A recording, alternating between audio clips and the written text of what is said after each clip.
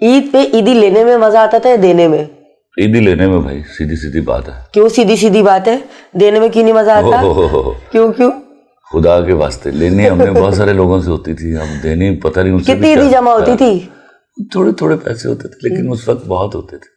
वो खुशी अलग होती थी। वो खुशी अलग होती थी। कोई वो ईद याद है, रात को कपड़े इस्त्री करके रख दी, जूते। हमें रात को कपड़े इस्त्री करवा के वो उनको लिटा दिया करता था, फिर कपड़ों को ना बैठ के देखते थे, गाहे गाहे देखता था, है ना, आँख खुलती सुबह पहनना है, सुबह पहनना है। वो वाले बच्चे थे आप जो मैचिंग का चश्मा, मैचिंग की घड़ी, वो वाले बच्चे नहीं थे? कपड़ों के बारे में कभी कॉन्शियस नहीं था। हाँ, माँ बाप मैंने हमेशा